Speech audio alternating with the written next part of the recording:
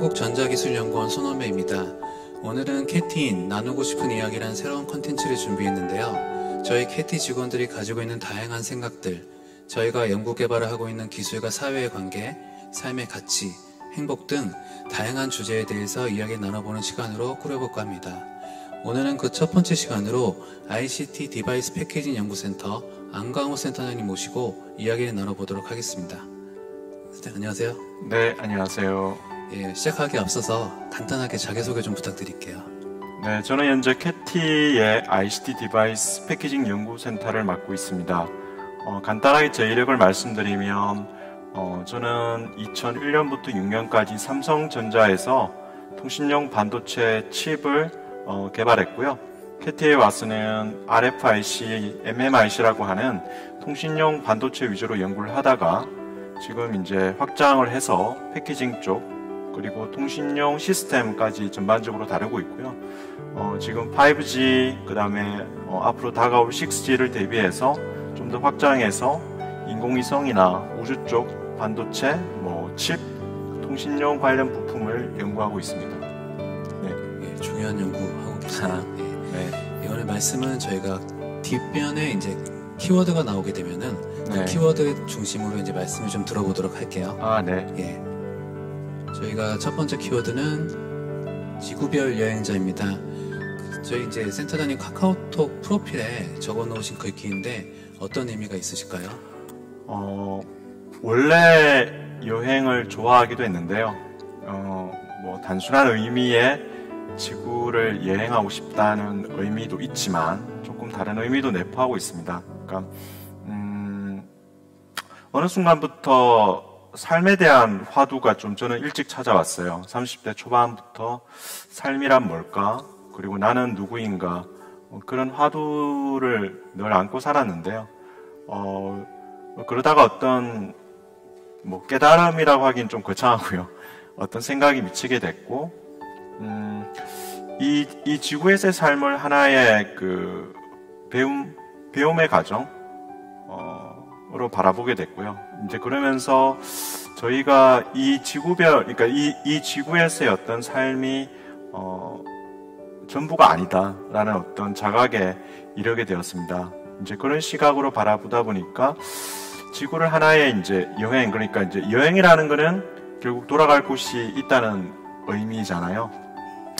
그래서 돌아갈 곳을 가기 위해서라도 더 좀 많은 것들을 봐야겠다고 생각하게 됐고요. 이제 그러면서 조금 더 삶을 다른 시각으로 바라보게 됐습니다. 그러니까 관계 속에서도 많이 집착하지 않고 그냥 여행자로서 좀 바라보게 됐고요. 이제 그게 설렁설렁 산다는 게 아니고요. 좀 다르게 이야기하면 두 번 다시 못 볼 듯이 이제 돌아가면 못 보니까 있을 때 좀 더 잘 보고 잘 만나보자, 이렇게 좀 삶이 바뀌게 되었습니다. 30대 중후반부터 그렇게 좀 바뀌게 됐고요. 그러면서 사람을 만날 때도 오롯이 그 사람만 바라보자, 그리고 산책을 할 때도 오롯이 산책에만 집중하자, 그런 의미를 좀 복합적으로 담고 있다고 보면 될 것 같습니다. 어쨌든 그 순간순간에 충실하고 그걸 가장 잘 즐기는 그런 삶을 말씀하신 것 같네요. 네. 오히려 여행이라고 이제 지칭함으로써 이제 좀 덜 집착하지만 이게 좀 덜 집착하지만 풍성하게 관계할 수 있는 좀 그렇게 삶이 바뀌어서 그 표현을 아마 10년 전부터 아마 제가 쓰기 시작한 것 같습니다. 예. 센터장님 삶의 방향이 딱 보이는 키워드 같고요. 다음 키워드로 넘어가겠습니다. 네네. 예, 다음 키워드는 연극 같은 삶입니다. 삶을 연극으로 바라보신다고 들었습니다. 어떤 이유고 이러한 관점의 변화에 따라서 달라진 점이 있으실까요? 사실은 앞에 키워드랑 연결이 되어 있습니다. 그러니까, 제가 어떻게 보면 욕심도 좀 많은 편이고요. 그리고 좀 잘해보고자 하는 그런 마음도 많았던 사람입니다. 이제 그리고 감각이 좀 감수성이 보기보다는 있어서 좀 이렇게 세심한 면이 있고요. 이제 그런 것들이 또 일을 만나면 또 상황에 따라서는 세심이 되게 굉장히 좀 집착하게 되고 그런 성향도 보이게 되었습니다. 근데 이제 앞서 사실은 여행 같은 삶과 맥을 같이 하는데요. 이 지구적 삶을 여행으로 바라보기 시작했고, 하나의 이 지구에서 만나는 어떤 것들을 하나의 배움터라고 인식을 하게 되었습니다. 그러니까 이 지구에서의 삶이 우리가 뭔가를 배워서 가는 어떤 그런 장소라고 생각을 했고요. 이제 그런 의미에서 보다 보니까 뭐랄까 하나의 제가 하고 있는 것들을 역할론으로 좀 바라보게 되었어요. 그러니까 뭐 직장 내에서는 제가 지금 센터장 역할을 맡고 있지, 제가 센터장이 아니라, 센터장 입골이 아니라 센터장의 역할을 하고 있는 사람, 집에서는 그 아빠가 아니라 아빠의 역할을 하고 있는 사람이라고 바라보기 시작했습니다. 그러니까 그렇게 바라봄으로써 삶이 많이 바뀌었습니다. 그러니까 가장 바뀐 거는 이제 앞서도 말했지만 집착하지 않고 집중할 수 있는 방향으로 삶이 바뀌었거든요. 이걸 금강경에서는 응무소주, 생각이 갑자기 안 나네요. 예, 그러니까 집착하지 않고 그 자체로 이제 즐기는 삶인데, 예를 들어 보겠습니다. 그러니까 센터장 일을 한다고 했을 때, 이 센터장이 이꼬로 저가 아니라 제가 이제 역할로 바라보면, 저에게 어떤 일이 주어졌을 때 그것들을 이렇게 한 발짝 떨어져서 바라볼 수 있는 힘이 생겨요. 그러면 좋은 점이 일 그 자체로 볼 뿐이지 그거에 의해서 생기는 어떤 감정들에 제가 몰입되지 않습니다. 그러니까 조금 감정들에 있어서도 한 발짝 떨어져서 바라볼 수 있기 때문에 올라오는 감정들을 그냥 있는 그대로 처리할 수 있는 그런 여유가 생기는 거고요. 아빠로서 애들을 볼 때도 단지 나는 아버지의 역할을 하고 있을 뿐이야 라고 함으로써 자식들을 소유화한다고 해야 되나요? 어떤 그런 욕심들을 많이 내려놓을 수 있었던 것 같습니다. 그래서 오히려 역할 자체에 더 집중할 수 있었고, 사실은 많은 분들이 역할을 하면서 그 역할에 자기를 온전히 동일시하다 보니까 역할 자체에 집중하기보다는 역할이나 관계를 하면서 생기는 어떤 그런 거에 감정 소비로 많이 에너지를 소비하고 나는데요. 그런 부분이 많이 없었습니다. 그런 부분들이 좀 삶을 연극으로 바라보면서 많이 바뀐 부분이라고 봐야 될 것 같습니다. 예. 그러니까 삶을 여행자의 관점, 그리고 네. 연극에서 네. 출연하는 그 배우의 관점으로 보시면서 네. 어떻게 조금 더 관조를 맞습니다. 하되 그러면서도 네. 적극성은 잃지 않는 맞습니다. 그런 삶의 자세이신 것 같아요. 아이러니하게도 관조해서 제 역할을 바라볼 때 오롯이 더 집중할 수 있었던 것 같습니다. 그만큼 우리가 삶을 살아가는 데 있어서 자기 역할에 너무나 많은 감정들을 대입해서 오히려 에너지를 소진하고 있지 않나 하는 그런 생각을 하게 되었습니다. 네. 제가 되게 깨달음을 얻는 느낌인데. 예, 그럼 다음 키워드로 넘어갈게요. 네. 예, 다음 키워드는 명상입니다. 네. 명상을 하신다고 들었는데 명상을 하시는 이유가 특별히 있을까요? 명상에 처음 원래부터 명상에 관심이 많았고요. 어릴 때부터 명상에 관심이 많았는데 본격적으로 명상에 입문하게 된 거는 대략 한 15년 전쯤이었던 것 같습니다. 처음에는 사실은 하늘이 저에게 내린 소명이라고 할까? 그러니까 가슴 뛰는 일, 가슴 뛰는 일을 하며 살고 싶다는 그런 바람이 늘 있어 왔고요. 30대 초반에 제 화두가 이제 나는 누구인가, 그 다음에 나는 가슴이 뛰는 삶을 살고 싶어, 이제 그런 것들이 제 화두였기 때문에 하늘이 내게 소명하신 일을 찾는 과정에서 그것들을 좀 잘 찾기 위해서는 제 복잡한 마음들 그리고 삶의 소음들을 정지시킬 필요가 있다는 생각이 들어서 명상에 관심을 가지게 됐고요.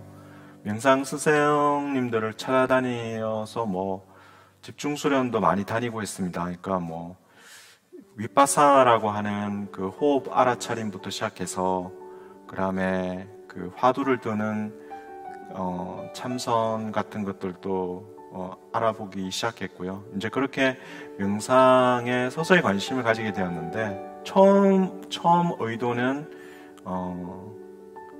가슴 뛰는 삶을 살기 위해서 나에게 주어진 일을 좀 더 잘 알고 싶다. 결국 나는 누구인가에 대한 어떤 화두를 찾기 위한 어떤 방편으로 명상에 관심을 가지기 시작했고요. 지금은 명상이 삶의 모든 것의 기반이라고 생각을 하고 있습니다.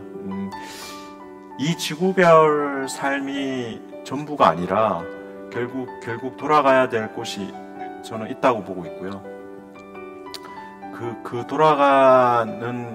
돌아가야 할 곳과의 어떤 소통을 위해서는 이 지구별에서 나오는 온갖 소음을 깔아앉히고 귀 기울여야 될 필요가 있거든요. 이제 그러기 위해서는 명상이란 게 목욕탕에 가서 때를 한꺼번에 이렇게 벗기듯이 약간 그러한 정신적인 때 빗김이라고 저는 생각하거든요. 이제 그래서 매일 하루에 조금씩이라도 하나의 의식처럼 명상을 하고 하루를 시작하다 보면 또 그게 오히려 삶에 굉장한 영감과 풍성함을 가져다 주는 걸 많이 느낍니다. 그러니까 명상을 하고 어떤 집중된 상태에서 하루를 시작했을 때 물론 자연스럽게 온전히 저다운 삶에 더 귀 기울이게 되고 저만의 향기를 더 잘 알아차리게 되고 좀 훨씬 더 관계에서도 풍성해지게 되고요. 앞서 제가 말씀드렸던 오롯이 그 사람과 관계하는 것에 있어서도 훨씬 더 집중할 수 있게 되고 그러한 부수적인 효과들이 너무나 많기 때문에 이제는 명상은 그냥 제 삶의 그냥 일부가 된 듯 하고요. 좀 더 욕심이라고 표현하기 좀 그렇지만 더 집중을 하고 더 명상에 몰입하고 싶은 마음은 늘 가지고 있고요. 이제 은퇴 이후에 조금 저에게 더 많은 시간을 할애할 수 있다면 상당 부분의 시간은 더 많은 명상에 좀 시간을 할애하지 않을까 하는 생각을 가지고 있습니다. 그러니까 인도나 미얀마를 보면 사람들의 인생의 시기를 이제 나눠서 해야 되는 역할들이 있는데 그 나라들을 보면 어떤 가족을 이제 결혼을 하고 가정을 이루는 시기 그리고 그 다음에 가족들을 먹여 살리는 시기가 있고 그리고 나서 40대 후반, 빠르면 40대 후반 그리고 늦어도 60 전까지는 그런 생활을 다 정리하고 그런 나라에서는 이제 다시 구도자의 삶으로 가는 것을 굉장히 삶에서 중요한 의무라고 생각하고 굉장히 의미 있는 일이라고 생각하는데 결국 돌아가야 된다면 돌아가기 위한 어떤 준비를 위해서도 더 많은 명상에 좀 저를 할애하고 싶은 그런 마음을 가지고 있습니다. 어떻게 주변 분들에게도 많이 추천해 주시나요?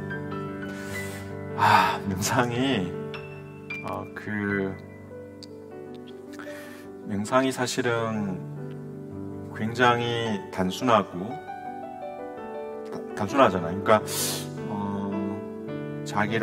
자기의 호흡을 그냥 관찰하는 거거든요. 윗바사나 같은 경우에는 자기 호흡에 들어가고 나감을 그냥 관찰하는 것인데 어찌 보면 가장 재미없고 단순한 일일 수 있는데요. 그렇지만 참 신기한 게요.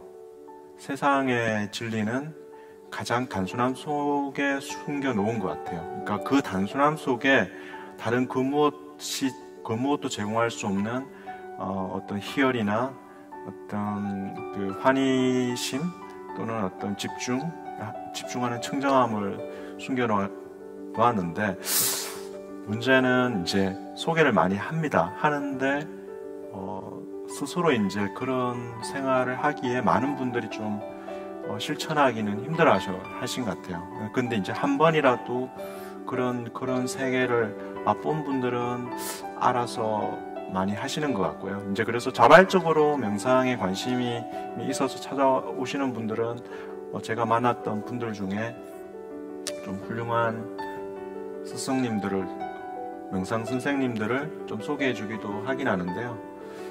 무작정 이렇게 또 소개를 한다고 해서 그게 또 되는 건 아니라 적절한 인연이 있는 것 같습니다. 그래서 어떤 인연이 되시는 분들한테는 최대한 많이 소개하려고 합니다. 네. 조금 어려운 얘기 드렸는데요. 네. 조금 더 현실적인 키워드로 넘어가 볼게요. 네네. 다음 키워드는 육아입니다. 저도 이제 아들 둘 키우면서 이제 전에 없던 마음고생 많이 하고 있는데 네. 육아와 관련해서 나누실 말씀이 있으실까요? 아, 육아. 제가 애가 3명입니다.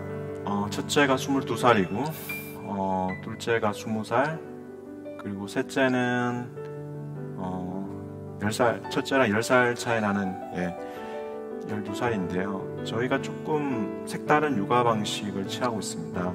첫 번째는 애가 말귀를 알아들을 때부터 하는 이야기가 있습니다. 20살 이후로는 경제적으로 독립이야. 그러니 내가 알아서 살아야 돼. 라고 하는 게 딴 집과 다른 방식이고요. 그러다 보니까 초등학교 6학년 때까지만 집에서 같이 키우고요. 중학교부터는 집에서 떨어뜨려서 기숙형 학교에 맡겨서 2주에 한 번 또는 3주에 한 번 정도 얼굴을 보는 그런 대안학교에 보내고 있습니다. 일찌감치 교육에 관심은 있었고요. 또 저와 저희 와이프가 이런 앞서 말한 그런 쪽 삶에 대한 생각이 같았기 때문에 다른 부모들과는 다른 방향의 어떤 교육에 대한 신념, 가치관이 있었고요. 그랬었기 때문에 이제 주변 분들과는 아주 다른 색다른 그게 이제 그런 방식으로 애들을 이렇게 키워왔습니다. 그러니까 제가 생각하는 애들에게 바라는 점은 이거였습니다. 일단은 건강하고 이제 건강을 위해서는 어떤 체력, 먹거리 같은 것도 다 포함해서 그런 것들을 집에서 저희가 실천함으로써 애들한테 그런 삶의 중요성을 자연스럽게 물려주려고 했고요. 제가 생각하는 자녀 교육의 사실은 첫 번째는 행복한 부모의 모습이라고 생각합니다. 그러니까 부모가 삶을 행복하게 살고 삶은 굉장히 살만한 곳이야. 이 지구별 여행은 굉장히 재미있고 의미롭고 괜찮은데야 라는 느낌을 애들이 자연스럽게 알게 해주는 것, 그게 저는 교육의 첫 번째라고 생각하거든요. 부모가 아이들을 위해서 많은 돈을 들여서 사교육을 시키고 입신양면의 어떤 그런 말을 한다고 하지만 정작 그렇게 살고 있는 부모의 삶이 피곤하다든가 삶이 전혀 만족스럽게 보이지 않는다면 애들은 그런 부모의 모습을 보고 삶은 굉장히 힘들고 고달프고 그런 것이구나라고 인식하기 때문에 저는 교육의 첫 번째는 그 being이라고 생각해요. B-E-I-N-G. 그러니까 함께함이 교육의 첫 번째라고 생각하기 때문에 저랑 저희 와이프가 가장 행복한 어떤 지구별 삶의 여행자의 모습을 보여주는 게 중요하다고 생각했기 때문에 저나 저희 와이프도 애들에게 뭐 희생한다는 생각보다는 우선은 두 사람이 행복해야 된다는 생각을 했었고요. 이제 그게 전제된 하에 있어서는 자녀에게 바라는 거는 건강하고요. 그리고 자기가 좋아하는 일을 찾았으면 좋겠다고 생각을 했습니다. 그 이유도 있는데요. 제가 사회에서 한때 다양한 업무에 종사하는 사람들을 만났고 사람의 행복이 뭘까에 대한 고민을 하도록 많이 가지고 있었습니다. 근데 제가 1차적으로 내린 결론은 적어도 자기가 좋아하는 일을 하고 있는 사람은 남들과 비교하지 않더라고요. 그러니까 일반적인 입식양명의 교육을 받고 자기가 좋아하지 않는 일을 하는 사람들은 어떤 부족함과 갈급의 마음 때문에 끊임없이 남들과 비교를 하더라고요. 그게 수입이랄까, 뭐 어떤 위치랄까, 사회적 위치랄까, 그런 걸로 그 갈급함을 채우려고 하지만 아무리 채워도 채우지 않는 어떤 그런 불행함을 가지고 있는데요. 적어도 제가 본 사람들 중에 정말 자기가 좋아하는 일을 하고 있는 사람들은 일단은 남들과 비교 자체를 하지 않아요. 그러다 보니까 자기만의 만족도가 있어요.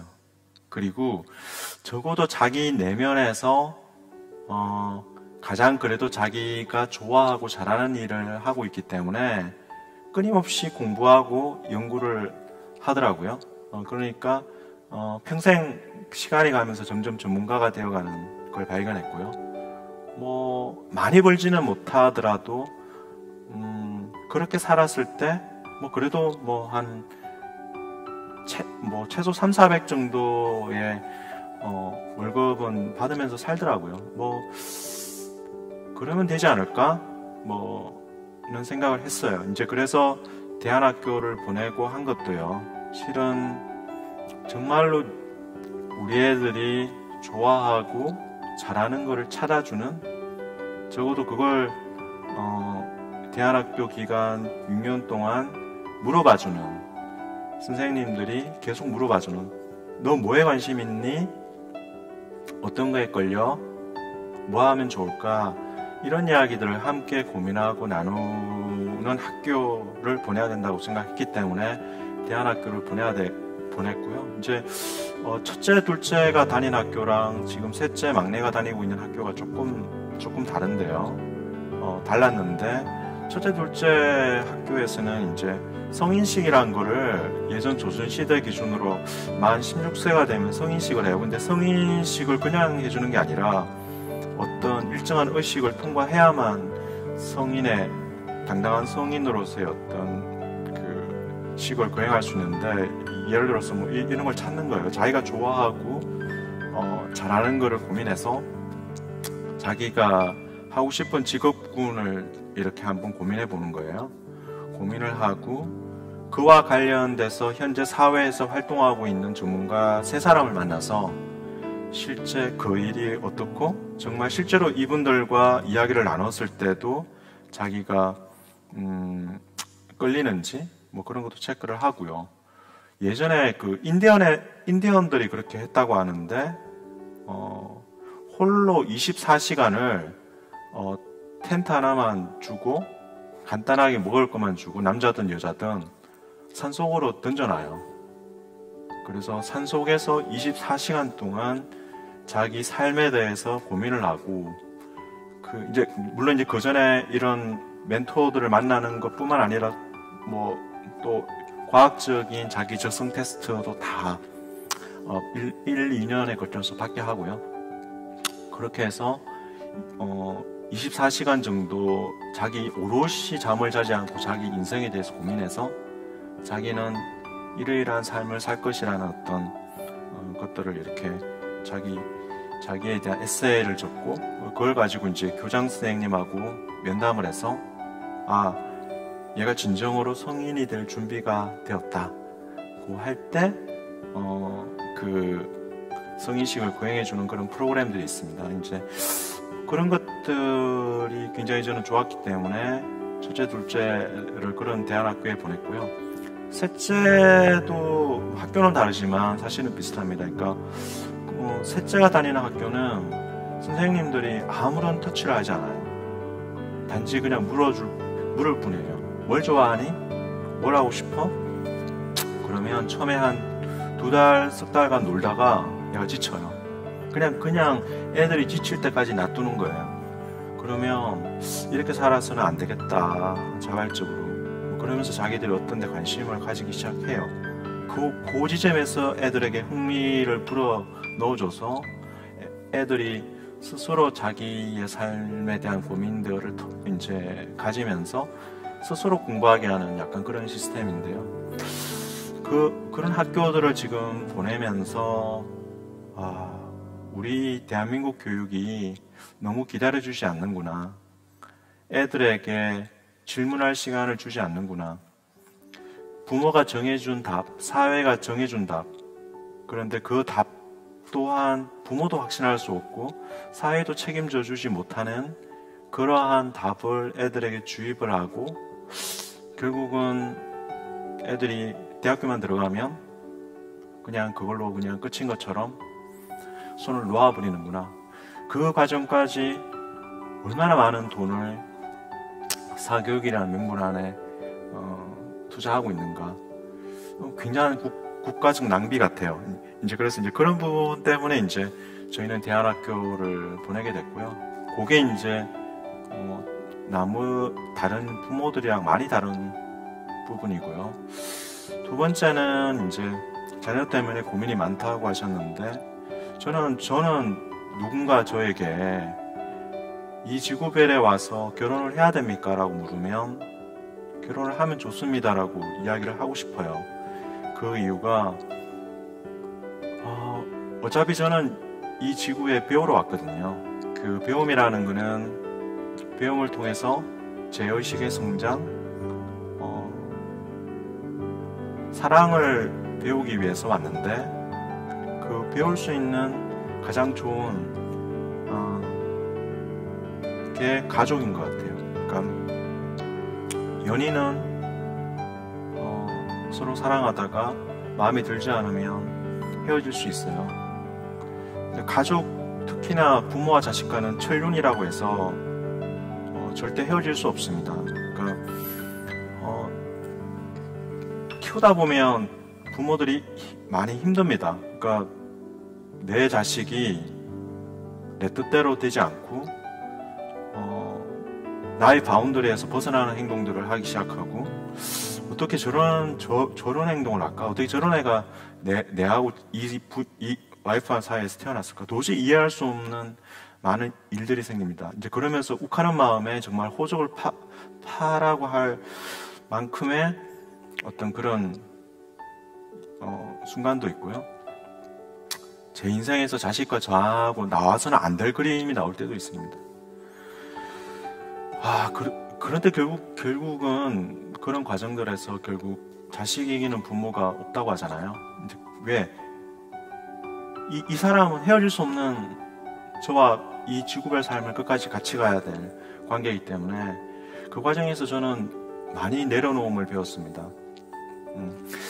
자식이 아니었다면 제가 일반적인 인간관계를 했을 때는 제가 저의 에고를 내려놓을 수 있는 방법이 없었을 것 같아요. 그냥 피해버리면 되니까. 근데 자식이기 때문에 그런 마음들을 다 내려놓을 수 있었고 그런 의미에서는 자식이 제 지구별 여행에 아까 제가 배움의 어떤 그런 말씀도 하셨는데 가장 큰 스승인 것 같습니다.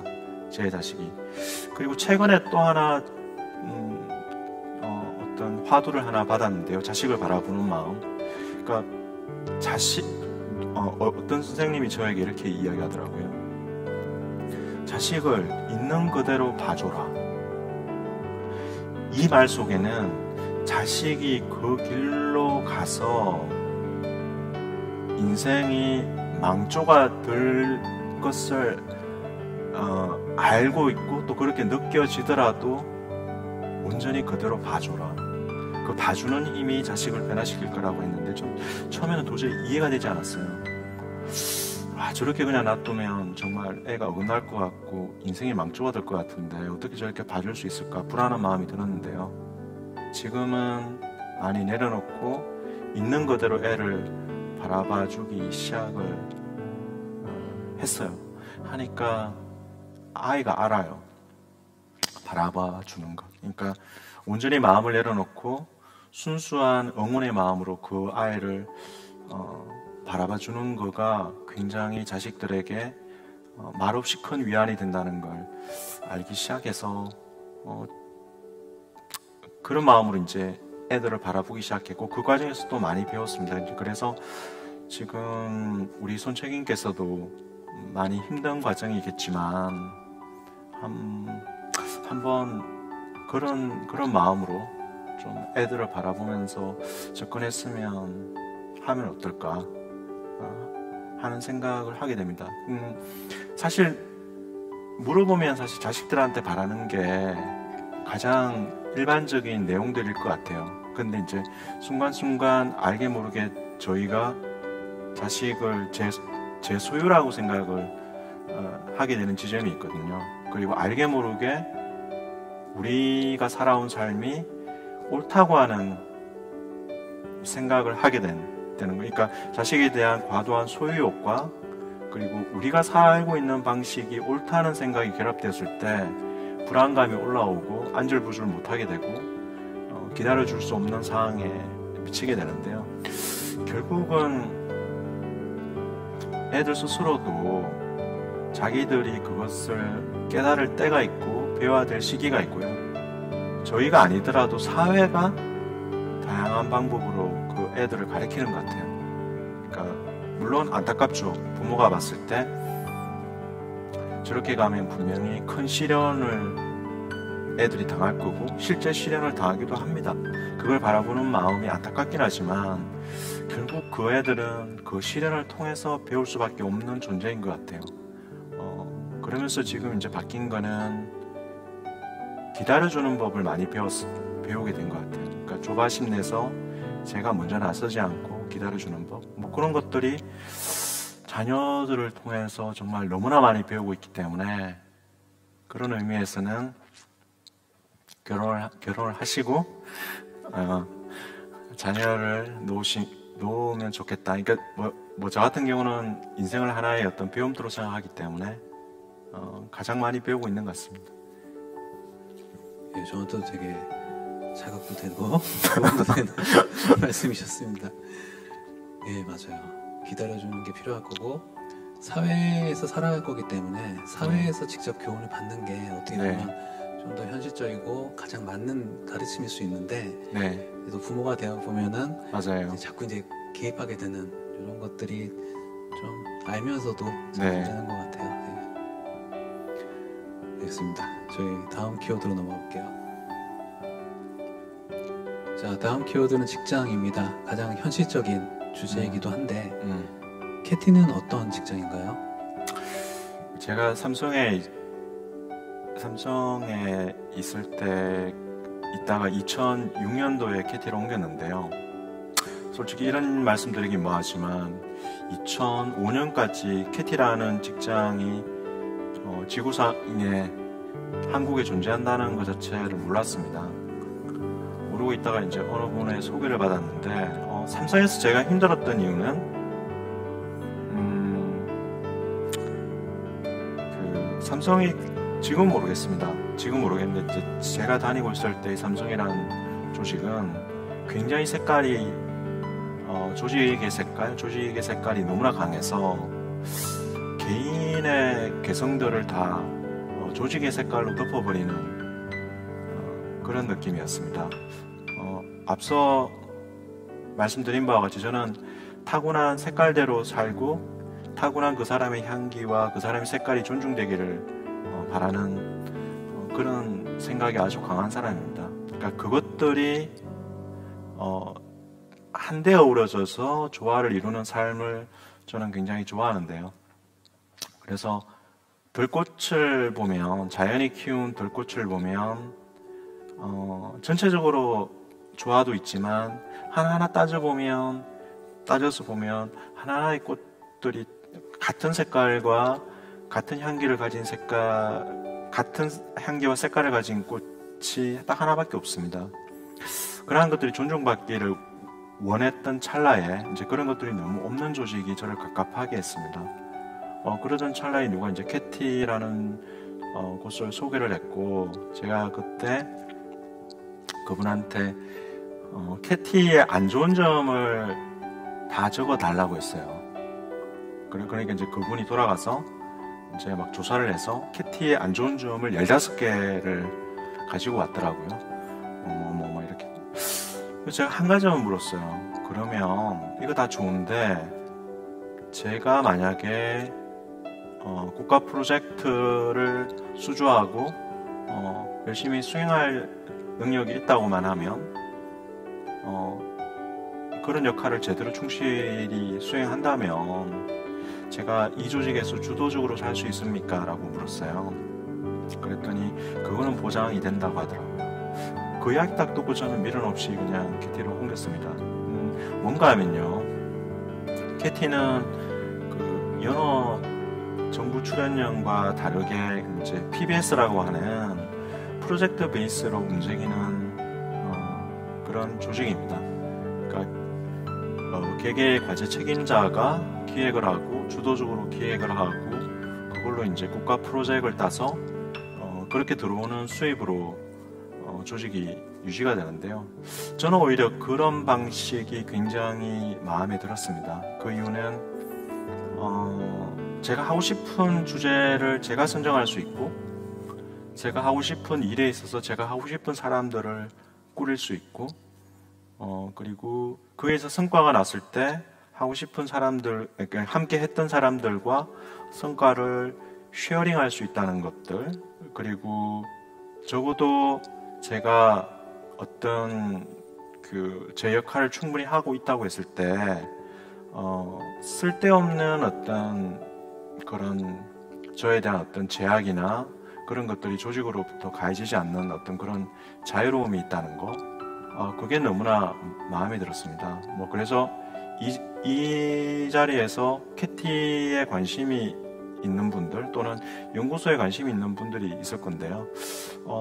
애틀이나 이런 동종 업계의 연구소에 비해서 저는 확실한 장점이 있다고 말씀드릴 수 있는 거는, 적어도 주어진 연구고 이렇게 주어진 연구가 아니라 자기가 주도적으로 뭔가 연구 테마를 설정을 하고 자기가 그거를 스스로 기획하고 그렇게 프로젝트를 수행하고 성과를 내는 것, 그런 것들에 좀 더 관심이 있고 끌리는, 조금 진취적이고 주도적인 것들을 좋아하는 사람이라면 다른 어느 연구 조직보다도 캐티가 저는 더 맞을 거라고 생각하기 때문에, 저는 그런 게 너무나 저하고 맞기 때문에요. 삼성에 있을 때의 그 행복감보다 이쪽 캐티에서의 저의 행복감이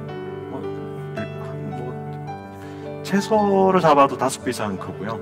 그냥 10배 정도로 더 크다고 저는 말씀드릴 수 있을 것 같습니다. 제가 삼성에 있을 때 그 기억이 나거든요. 제가 일을 하면서 창문을 쳐다보면서 회사 내에 좀 아름답게 생긴 나무가 있었고 그 밑에 벤치가 있었습니다. 근데 제가 그때 어떤 생각을 했나 하면요, 하루에 단 5분만이라도 저 벤치에 앉아서 제 삶에 대해서 생각해 볼 수만 있다면, 그럴 여유가 없었어요.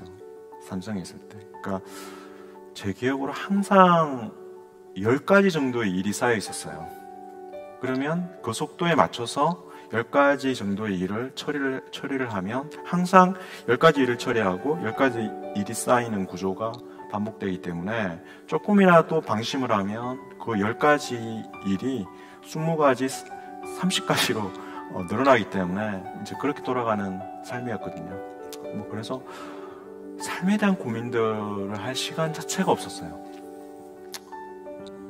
그런 것들이 너무 아쉬웠고 그런 것들에 대한 갈급이 있었는데, 캐티에 와서는 제가 좋아하는 일도 하지만 그런 삶에 대한 고민들도 함께 나눌 수 있고, 다양한 생각들을 할 수 있는 시간들이 제게 주어지기 때문에요.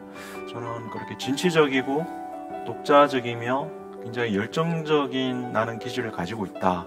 그런 분이라면 캐티에 오셔야 된다고 생각하고요. 캐티가 국내 PBS 중에는 1위의 기관이기 때문에 캐티로 오시면 아마 굉장히 저처럼 만족한 삶을 누리시지 않을까 생각합니다. 네, 이거 보시는 분들 이렇게 캐티가 좋은 회사니까 많이 와주시면 좋을 것 같습니다. 그래서 제가 지금 안 오시면 손해예요. 제가 지금 되게 공감하는 게 그 공공연구기관의 지위를 저희가 갖고 있지만 네. 보통 이제 공공기관하면 이제 뭐 진취적이지 않은 사람들 조금 네. 뭐 적극적이지 않은 사람들이 어울린다고 생각을 할 텐데 네. 사실 저희 기관 같은 경우는 공공연구기관이지만 네. 말씀하신 것처럼 진취적으로 자신의 아이템을 찾아가지고 네. 기획하고 하는 분들 더 잘 어울리거든요. 네, 맞습니다. 그 말씀 해주신 게 저는 되게 좀 와닿았습니다. 네. 강추합니다. 강추. 네. 예, 좋은 회사입니다. 키워드 다음 거로 넘어갈게요. 네. 다음 키워드는 여행입니다. 현대인의 다수가 이제 버킷리스트에 보통 이제 여행을 담아놓곤 하는데 여행 관련 경험 좀 나눠주셨으면 해서요. 여행 웬만한 분들 다 좋아하는 것 같습니다. 저는 여행도 여행도 처음에는 소위 말해서 이제 저희 때는요 여행 정보가 없었어요 많이. 그래서 이제 책자 하나 정도. 제가 여행을 처음 시작했을 때는 인터넷이라는 게 없던 시기니까요. 소위 말해서 이제 출판사에서 나오는 책자를 보고 그걸 이제 이렇게 들고 가는 여행이었고, 뭐 처음에는 다 그렇지만 여러 곳들을 탐방을 해보죠. 그런데 이제 그렇게 가면서 여행에서도 제가 끌리는 데를 발견을 합니다. 그러면서 남들이 아무리 좋다고 해도 제가 끌리지 않는 곳은 저는 가지 않습니다. 저는 박물관이나 미술관이 그렇게 끌리지 않습니다. 미술관이나 박물관보다는 저는 자연에서 더 많은 영감을 받고 있습니다. 이제 그래서 언제부턴가 저는 자연 위주의 여행을 많이 하고 있고요. 저희가 한 번씩 해외 출장, 학회 발표 같은 것들을 하면 해외 출장을 가게 됩니다. 이제 해외 출장을 가는데 저희 캐티가 아주 좋은 제도가 있는 게 자기 휴가를 몰아서 출장에 앞뒤로 이렇게 넣어서 조금 자기 여유 시간을 가질 수가 있습니다. 굉장히 좋은 직장이라고 생각하는데 그런 부분이 저하고는 또 맞는데요. 그러다 보면 저는 이제 자연 속으로 이렇게 떠나게 됩니다. 몇몇 예를 들어보면 회사에 휴가를 내고 이거는 간 거긴 한데요. 유럽의 알프스가 굉장히 유명하죠. 근데 알프스를 온전히 제가 보고 싶어서 유럽 알프스를 산길을 180km를 걷는 루트가 아주 유명한 루트가 있는데 오트루트라고 하는 데입니다. 그러니까 보통 알프스 산맥군이 프랑스 중부 그리고 스위스 그리고 독일 남부 이렇게 해서 슬로베니아까지 이렇게 쫙 펼쳐져 있습니다. 산군이.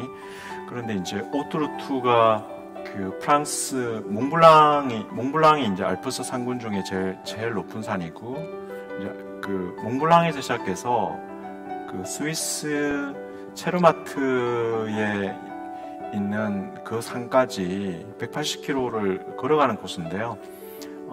보통 이제 알프스 산맥이 한 4,000m급의 이제 설산입니다. 이제 거기를 등반하는 건 아니고요. 그 산들을 가장 아름답게 조망할 수 있는 코스가 3,000m대의 트레킹 코스가 있어요. 이제 그게 오트루트인데, 뭐 예를 들어서 이제 마을이 이제 한 1,500곳의 시골 마을이 있어요. 산골 마을이 있는데 거기서 시작해서 1500m 정도로 올라가요. 그러면 이제 3000m 정도 높이에서 알프스를 조망을 하고요. 그리고 다시 1500m를 내려오면 또 마을이 있습니다. 그러면 이제 그 마을에서 이렇게 자고 다시 또 이제 그 과정을 반복하는 건데, 요게 대략 16일에서 17일 정도 걸어야 됩니다. 근데 이제 저 같은 경우 이제 국가 과제 책임자라서 국가 과제 참여율 제한 때문에 이제 14일 안에 국내로 돌아와야 됩니다. 그러면 앞뒤로 이제 비행기 이런 걸 빼면 11일에 돌파를 해야 돼요. 그러니까 18일짜리를 11일에 돌파를 해야 돼서 제가 머리 짱구를 어떻게 굴렸나 하면 14일치에 해당하는 식량을 배낭에 넣었고요. 그걸 이제 연구를 했어요. 동결 건조식으로 예전 몽고인들처럼 동결 건조로 만들어서 이렇게 냄비에 넣고 물을 끓이면 이렇게 부풀어 오르도록, 그러니까 무게와 부피를 최소화하는 식량을 가지고 산속에서 잤어요. 그러니까 이 코스를 당기려면 어떻게 해야 되나 하면 1500m에서 출발했으면 3000m까지 올라와서 이 1500m 다음 마을에서 쉬는 게 아니라 다음 1500m를 다시 올라서 다음 산의 3000m 고지에서 자야만 그 일정이 나와서 산 꼭대기에서 이제 자는 방향으로 해서 거의 빨치산처럼 텐트도 이제 제가 특수 주문을 해가지고 미국에 주문을 해서 텐트 무게를 400g으로 줄였고요. 그런 특수 장비들을 준비해가지고 이제 그렇게 11일에 주파를 했는데 그때 느낌이 빨치산이 따로 없는, 하루에 20km 가까이를 산길을, 그것도 고도가 높은 데를 찍고 올라가고 하니까 이거 거의 빨치산이고요. 뭐 씻을 곳은 자연에서 모든 걸 해결해야 되는 상황이었고, 처음에 몰랐는데 그 산에서 그렇게 자는 게 불법이라는 걸 알았어요. 걸리면 벌금이 지금 돈으로 한 100만 원이라서 들키지 않으려고 산 꼭대기에서 잤고, 또 놀랬던 거는 그 3000m 고지에 그렇게 아침마다 소들이 와서, 소들이 참 부지런하더라고요. 그렇게 다니기도 했고요. 지금도 뭐 해외에 학회 발표를 가면 앞뒤로 그 차를 렌트해서 저는 무조건 산속에 있다 옵니다. 그러니까 산속에서 4일이나 5일 정도 뭐 이렇게 산에서 온전히 사람 때가 묻지 않는 그런 자연 속에 있다가 오고요. 이제 그렇게 이제 저는 그런 거에 끌린다는 거. 그러니까 깊은 산 속에서 해가 뜨는 일출, 그리고 해가 지는 일몰, 또는 앉아 있을 때 어떤 새소리, 바람소리에 깊은 영감을 받고 젖어 있거든요. 그럴 때 제가 가장 행복하다는 걸 알기 때문에 그런 방식으로 여행에 있어서도 이제 저는 좀 그런 쪽에 많이 끌리기 때문에 그런 쪽을 많이 해주고 있고요. 그런 시골에 계신 분들을 만난, 외국에서도 그런 곳에 사시는 분들과 교우하는 것도 되게 좋아하고요. 그러니까 순수한 사람들, 순수한 자연, 그리고 순수한 사람들과의 어떤 교우를 좀 좋아하는 편입니다. 뭐 도시에서 굉장히 유명한 카페에 들려서 그 나라에서만 먹을 수 있는 음식을 먹는 것도 물론 좋아는 하는데요. 그런 거는 전체 여행의 한 10%, 20% 정도고 한 80%는 거의 자연 속에 있는 것 같습니다. 그렇게 그런 여행을 좋아하고요. 은퇴 이후에도 뭐 뒤에 은퇴 이야기가 나올 수도 있는데, 이제 은퇴 이후에도 약간 그런 쪽 여행을 주로 할 생각을 가지고 있습니다. 예, 방금 또 은퇴 말씀을 하셔서 마침 또 다음 키워드가 은퇴여서 바로 좀 이어 들어가도록 할게요. 네. 예, 다음 키워드는 은퇴고요. 이제 사실 모든 사람들한테 가장 중요한 이야기인데, 은퇴 후에 계획이 있으실까요? 네. 일단 저는 캐티가 너무 행복한 직장이기 때문에 뭐 제가 경제적으로 굉장히 여유가 많더라도 저는 캐티는 계속 다니고 싶고요. 저희 캐티는 이제 그런 직장입니다. 그러니까 그래서 캐티에서 제가 하는 일을 일이라고 생각해 본 적이 없어요. 하나의 그냥 놀이, 하나의 연극, 뭐 그렇게 바라보고 있어서 그냥 되게 만족하기 때문에, 은퇴라는 거는 뭐 보통 일반적으로 파이어족이나 그런 의미에서의 은퇴는 아니고요. 저도 지금 현재 뭐 임금 피크나 뭐 이런 게 저희 직장이 현재는 58세인데요, 만으로. 그렇게 따지면 대략 8년 정도, 만으로 한 8년, 9년, 8년 정도 남아 있습니다. 근데 어쨌거나 저는 이제 캐티에 있던 캐티에 있지 않던 65세까지는 일을 할 생각이고, 65세 이후부터 온전한 자유시간을 가질 생각을 가지고 있고, 만약에 제가 캐티에서 일을 그만둔다면 그 가도기적인 직장은 캐티보다 좀 더 제가 더 자유로운 시간적 여유를 가지고 은퇴를 준비할 수 있는 직장이 될 것 같습니다. 저는 앞서 말씀드린 대로 제가 끌리는 게 뭔가에 관심이 많고요. 아까 뭐 출장에 개인 휴가를 내서 여행을 하는 과정에서도 은퇴 후에 내가 뭘 하면 가장 행복할까를 연구하는 걸로, 실험적인 걸로 많은 실험들을 해온 거예요. 이제 그러면서 자연에 끌린다는 걸 알게 됐고요. 저는 약간 방랑자적인 기질도 가지고 있어요. 그러니까 참 아이러니한 게, 저는 굉장히 모순덩어리인데요. 책임감이 굉장히 강한 사람인데 또 얽매이는 걸 싫어해요. 그 두 개를 어떻게 조화를 이루면서 사는 게, 누가 저보고 그러더라고요. 삶이 엑셀레이터와 브레이크를 동시에 밟고 있는 삶이다. 그러니까 그거를 두 개를 다 중요시 여기고 있고, 뭐 그게 그래도 잘 조화를 이루고 있는 것 같아요. 와이프한테 그런 농담도 합니다. 제가 만약에 그런 책임감에 있어서 굉장히 지금과 다른 옅어진 사람이었다면 이미 가족들을 내팽개치고 전 세계를 돌아다니고 있을 거라고 이제 하는데, 그래서 65세 이후로는 그냥 방랑자적인 삶으로 제 인생을 마감하려고 하고요.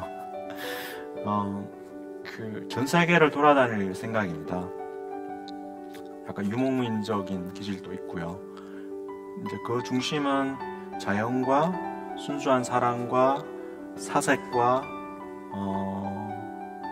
그런 관조, 명상, 뭐 그런 부분이 제 은퇴 이후의 삶의 주된 테마가 될 것 같습니다. 그래서 사유가 있는 삶, 자연이 있는 삶, 그리고 순수한 사람들이 있는 삶, 그리고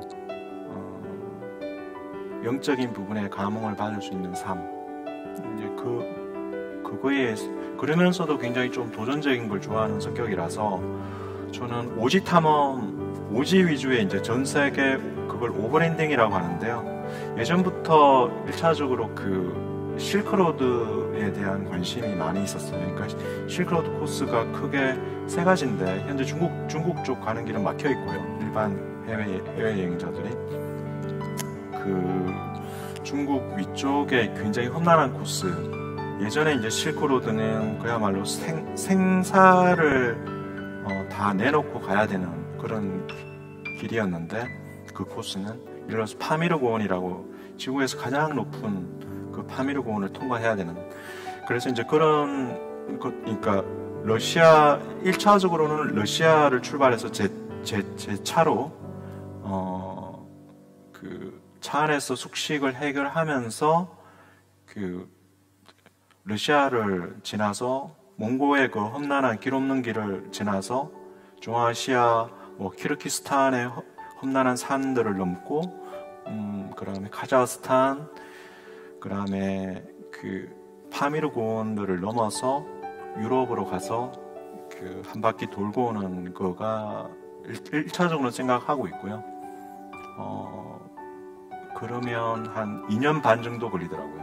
그거를 제 방식대로 다 도는데 2년 반 정도 걸리는데, 일단 와이프하고 같이 가기로, 처음에 와이프는 안 간다고 했는데 제가 꼬셔서 일단 와이프하고 같이 가보기로 했는데, 이제 제가 가는 코스들이 굉장히 험난한 코스예요. 일반적인 차로 갈 수 있는 코스가 아니라 굉장히 오프로드 지향적인 차들만이 갈 수가 있는 데다가 24시간을 2년 넘게 차에서 생활을 해야 되기 때문에 어느 정도의 시설도 갖춰야 되고, 또 거기서의 어떤 차의 고장은 생명과 직결되기 때문에 차량 수리가 용이해야 되고, 뭐 이런 요건들을 다 또 갖춰야 되기 때문에 차량이 현재 그런 걸 다 만족하는 차는 없더라고요.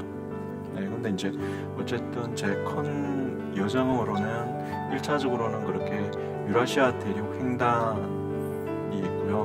그 다음에는 이제 팬 아메리카라고 이제 알래스카에서 북미, 남미를 도는 코스인데, 그것도 한 2년 정도 잡고 있고요. 이제 그 다음에 호주나 저런 쪽 코스들을 할 건데, 대략 그렇게 하면 한 10년 정도 시간이 지날 것 같아요. 은퇴 이후에 65부터 10년 정도 그렇게 돌고 나면 삶이 많이 바뀌지 않을까 싶어요. 그러니까 아마 더 초연해지지 않을까? 그러니까 가진 것 없이도 어떤 살아감으로써 삶에 대한 어떤 집착도 많이 떨어질 것 같고요. 뭐 그렇게 저는 제 생의 마지막을 준비하고 싶어요. 제가 이 생의 마지막을 준비한다는 이야기가 좀 생소하게 들릴지 모르지만, 저는 메멘토 몰이라고 하죠. 항상 죽음을 생각해요. 그 죽음을 생각하는 게 나쁜 의미는 아니라고 생각하거든요. 그러니까 죽음을 매일 생각을 함으로써, 그 말은 나는 언제든지 죽을 수 있다. 어떤 방식으로 죽을지는 모른다. 그 죽음을 생각을 해본 사람, 진지하게 죽음을 매일 생각할 수 있는 사람은 정말로 삶을 풍성하게 순간에 집중해서 삶을 살 수 있다고 생각하거든요. 그래서 이제 그런 의미에서 죽음은 저에게는 두려움의 대상이 아니라 거쳐가야 될 하나의 경험이라고 생각하고 있고요. 그런 의미의 과정에서 가장 합당한 은퇴 이후의 제 삶과 일치하는 게 그런 전 세계 오버랜딩인 것 같습니다. 물론 그 과정 중에 제가 뭐 중간에 여행 중에 생을 마감할 수도 있겠지만 그것마저도 굉장히 행복할 것 같아요. 그래서 그게 가장 저다운 삶이 아닌가. 특히나 이제 은퇴를 하고 제가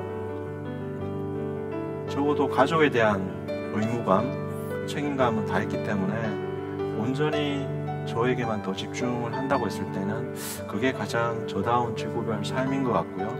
그게 마지막일지라도 가장 저다운 지구별 삶의 마무리일 것 같습니다. 네. 저희가 첫 번째 키워드가 지구별 여행자였는데, 네. 진짜로 지구별 여행을 하시겠네요. 네네, 그럴 것 같습니다. 예. 네네. 알겠습니다. 오늘 센터님이 그 삶에 대한 전반적인 생각과 경험, 그리고 미래 계획까지 쭉 들어봤는데요. 이제 마지막으로 이제 영상을 보시게 될 분들께 한 말씀 남기신다면. 네, 너무 제가 진지충이라서 진지하게만 이야기를 했네요. 그러니까 이런 이야기를 좀 되게 유머를 섞어서 웃기게 하는 능력은 제가 없고요. 하여튼 좀 진지합니다. 진지하지만 좀 저의 이야기가 울림이 되어서 전달이 되었으면 좋겠고요.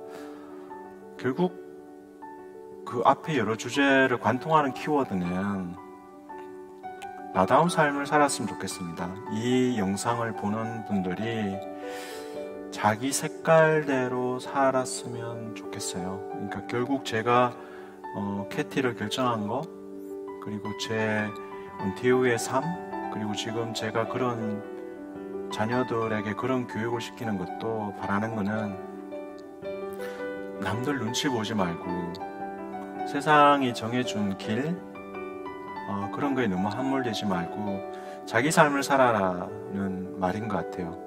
자기 향기대로, 자기 색깔대로 그렇게 가슴 뛰게 살았으면 좋겠습니다.